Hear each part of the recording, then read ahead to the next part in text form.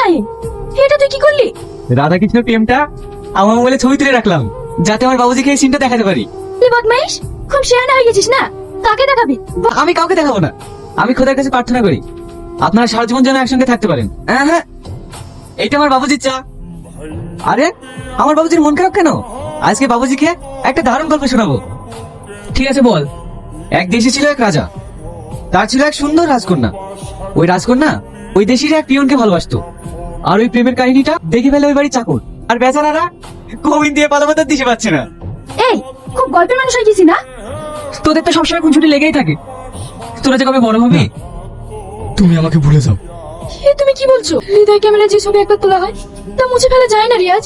কিন্তু একটা সামান্য বেতনে চাকরি করি, এতে থেকে আমি তোমার কোনোদিনই সুখে রাখতে পারবো না। আর তাছাড়া তোমার বাবা মাও আমাকে মেনে নেবে না। না রিয়াজ, আজকে আমি বাবাকে সব বলবো। আমি রিয়াজকে ভালোবাসি, আমি রিয়াজকেই বিয়ে করবো। তুই না বাবার সাথে কিভাবে কথা বলতে হয় সেটাও তুমি জানো না? রিয়া ছেলে হিসেবে ভালো, কিন্তু একটা সামান্য বেতনে চাকরি করে। না বাবা, বিয়ে যদি করতেই হয় আমি রিয়াজকেই করবো, দ্বিতীয় কোনো পুরুষকে নয়। কি রে রিয়াজ, এইভাবে একা একা কতদিন রান্না করবে? কি আর করবো বল, খেতে তো হবে। তোকে কত করে বলছি বিয়ে কর। বিয়ে করলে এভাবে তোর হাত করে রান্না করতে হতো না? আমাকে আবার কে বিয়ে করবে? ঠিক আছে, এটা খেয়ে নিস, আমি এখন বাড়ি গেলাম। রিয়াজ ভাই আসো আসো। আমি বলছিলাম তোমরা তো দুজন দুজনকে ভালোবাসো, এতে আমার কোনো আপত্তি নেই। তবে তুই না তোমার বাড়িতে কোনোদিনই থাকতে পারবে না। তুমি তুহিনাকে বিয়ে করে আমার এখানেই থেকে যাও। না সাই, আমি ঘর জামাই থাকতে পারবো না। তুমি এই খাবার খেতে পারছো? কষ্ট না গো, এটা আমার গর্ব। কারণ এতদিন আমি খেয়েছি বাবার টাকার খাবার, আর এখন আমি খাচ্ছি আমার নিজের স্বামী রোজগারি টাকার খাবার। বাজারে যাবে না? হ্যাঁ যাবো।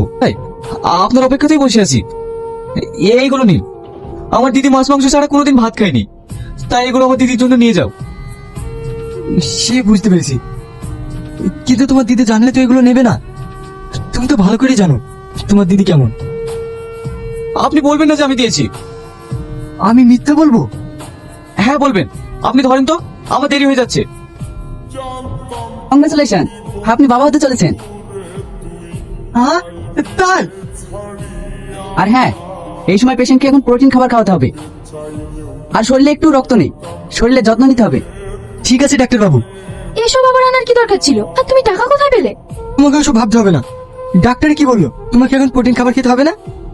তাই বলে ধার করে আনতে হবে? ধার করে মানে? আমি জানি রিয়াজ, ক্যাজুয়ালি তুমি যে কাজটা করতে সে কাজটা তোমার নেই, আমাকে সব বলেছে। তুমি কাঁদছো কেন? দুঃখ কষ্ট আমরা দুজনে তো ভাগ করে নিয়েছি। পুরুষ মানুষ নিজের যদি কোনো ইনকাম না থাকে নিজে খুব ছোট মনে হয়। চুপ করো,